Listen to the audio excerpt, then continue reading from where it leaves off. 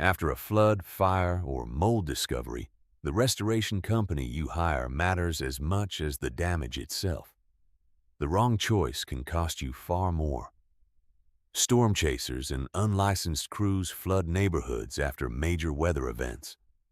Knowing what to look for protects your home and your wallet. First, verify your contractor is licensed in North Carolina. Ask for their license number and confirm it at nclbgc.org.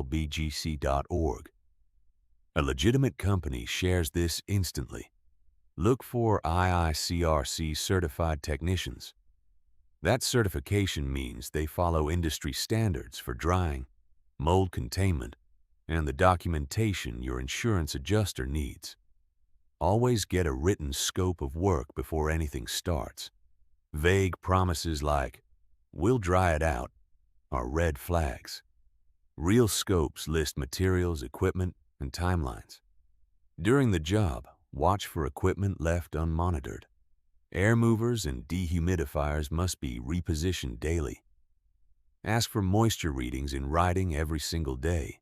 Mold remediation requires sealed containment and negative air pressure.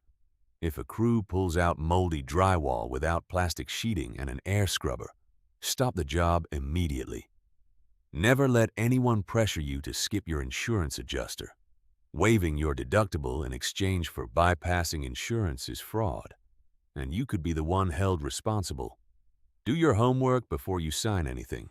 Call Go Green Restoration of NC at 919-906-5473 for a free estimate from a licensed